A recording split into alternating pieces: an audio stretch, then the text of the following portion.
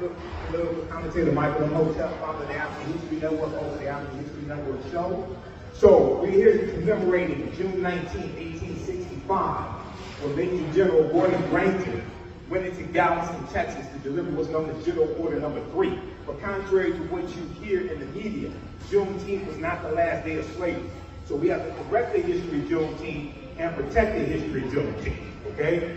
There were 250,000 enslaved Africans in Texas in June of 1865, all right? Now he's delivering General Order Number 3 that's enforcing the Emancipation Proclamation.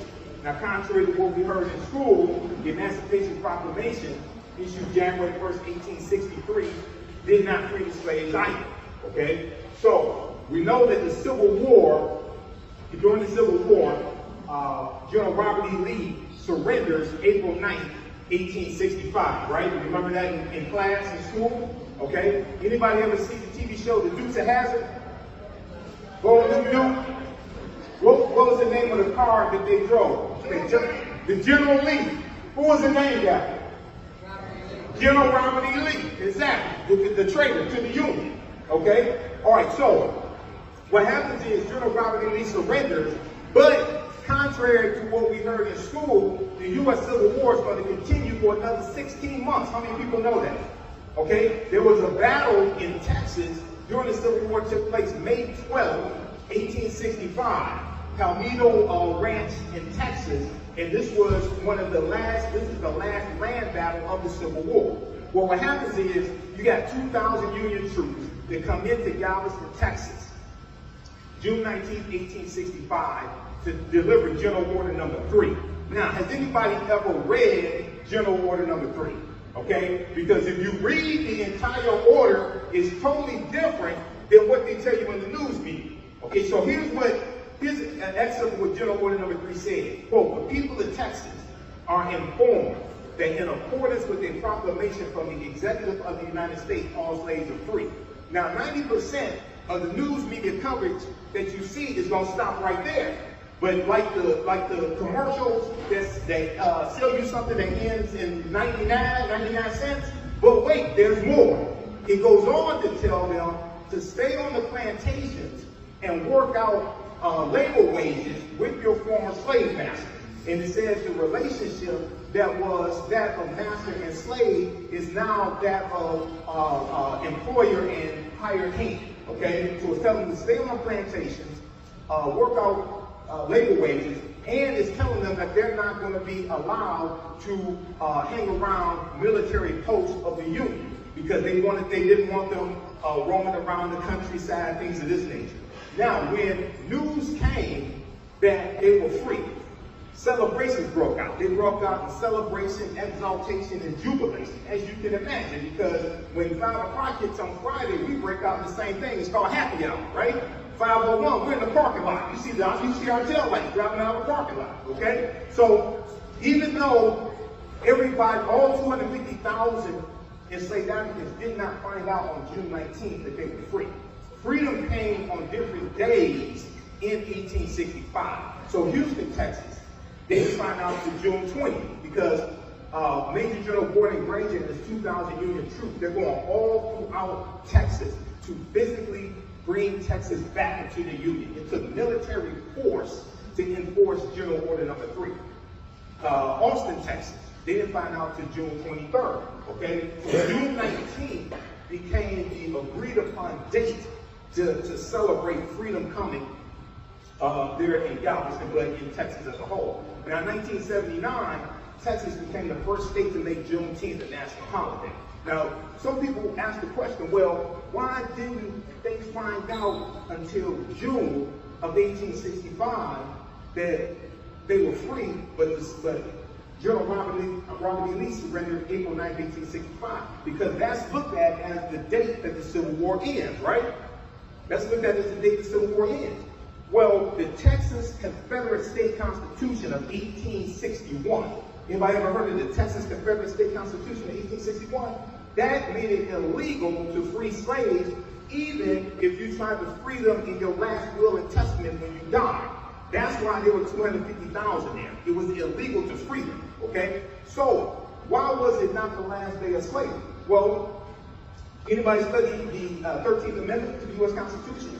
When Georgia ratifies the 13th Amendment, December 6, 1865, that legally ends slavery, because you have to amend the U.S. Constitution. But it becomes adopted December 18, 1865. So Kentucky and Delaware don't abolish slavery until 6 months after Juneteenth. So how could Juneteenth be the last day of slavery?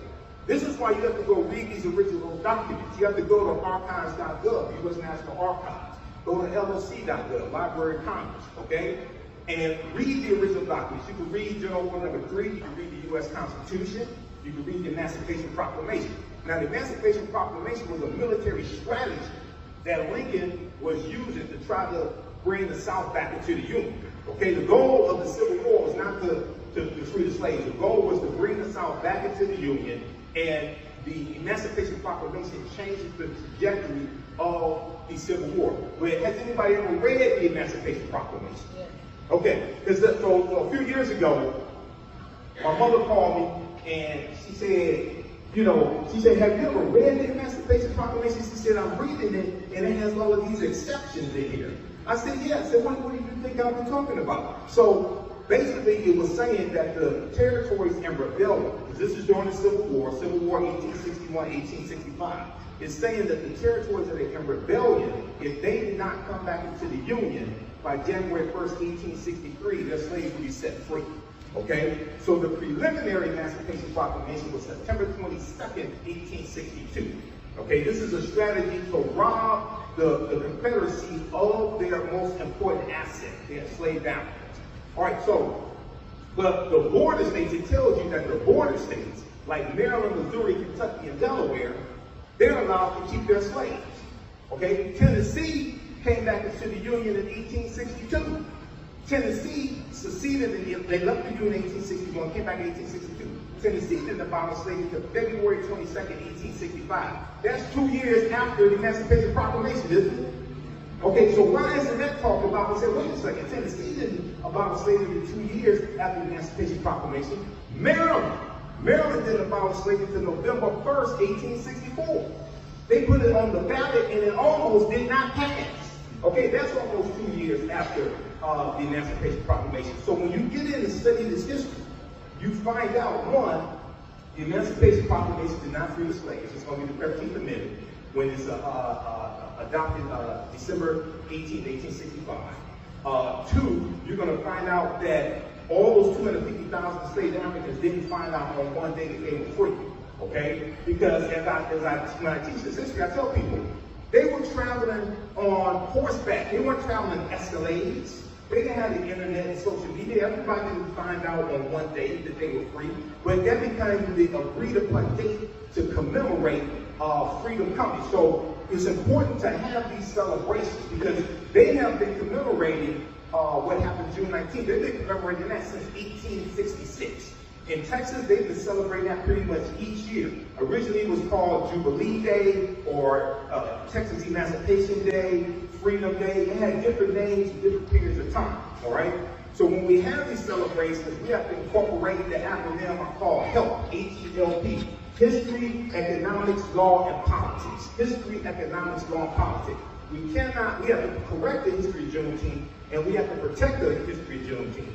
And we can't allow it to become the black version of the 4th of July when we get a day off from work and we sit around, eat barbecue, drink, things of this nature. We have to put some purpose into it. We can have fun, we can have celebration, because when you study the early celebrations of Juneteenth, they had celebrations, but we have to put some purpose in it as well. Okay? So I want to drop that history on you. I'm historian and national political commentator Michael Imhotep, founder of the African History Network. Host the African History Network show. Visit my website, AfricanHistoryNetwork.com. AfricanHistoryNetwork.com. You can follow me on social media. My fan page, the African History Network on Facebook. I have 1 million followers. Facebook and fan base, and then on YouTube and my personal Facebook page, Michael Imhotep, IMHOTEP. And watch me on Fridays on Roland Martin Unfiltered. I've been on 5 years. I've been in media 15 years. Where I provide historical and political analysis. So thanks for your attention. I hope you enjoyed learning today. All right, good. Good. Give a round of applause for everybody who helped organize and put this on. The rain is not going to rain on our parade today. All right, peace, man. That was 10 minutes and 8 seconds. Where's the reading? Where's the reading? 10 minutes and 8 seconds. This is a post that I did a few years ago dealing with Juneteenth, because after the death, after George Floyd was murdered, May 25th, 2020, that next month, Juneteenth was celebrated, and a lot of people learned about Juneteenth. A lot of African Americans learned about it who really didn't know about it, especially up north, because we were dealing with COVID. A lot of people were home, and Juneteenth took on a new meaning.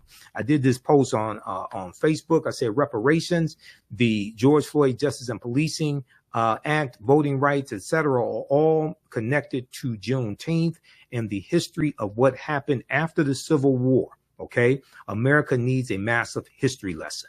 So happy Juneteenth, happy Texas Emancipation Day, Jubilee Day, Freedom Day, and the fight continues. Hopefully you learned a lot from this presentation. You can support the African History Network, $ the AHN show through Cash App. Visit my website, AfricanHistoryNetwork.com, AfricanHistoryNetwork.com, and just scroll down the page. We have information. We have my bundle pack of my lectures, 15 DVD bundle pack, and it's in digital download format. African History Awakens the African Mind for Mental Death. But also you can register for my online classes that I teach as well, Ancient Kemet, the Moors, and the Ma'afa, Understanding the Transatlantic Slave Trade, what they didn't teach you in school. You can download the lesson plan here. I do that on Saturdays, 4 p.m. Eastern Standard Time. But we also have my PayPal and Cash App information here. Okay, so this helps us keep doing the research, stay on the air, keep broadcasting, and you can click on the link here. This is our Cash App account, $ the AHN show. It'll say Michael. It'll probably show my picture there. These other ones are fake African History Network Cash App accounts. They've been stealing money from us. I'm still trying to get them shut down. When you click on our link here, this is our QR code for Cash App as well. So you can scan that if you want to support us. We definitely need the support that helps us keep doing the research, stay on the air, keep broadcasting, etc. And then also for PayPal, paypal.me/the AHN show. All right. Well, look, we have to get out of here.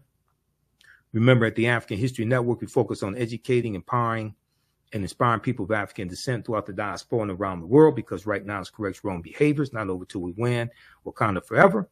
We'll talk to you next time. Peace. Thanks for watching today. Thanks for the birthday wishes as well. Okay. I guess 54 years went by quickly, I guess. So I don't feel any different today. I've lost, 35 pounds in the last couple of years, so I can fit back into clothes I haven't been able to fit back into in years. I worked out this morning, so I'm staying in shape. Okay. All right. Talk to y'all later. Peace.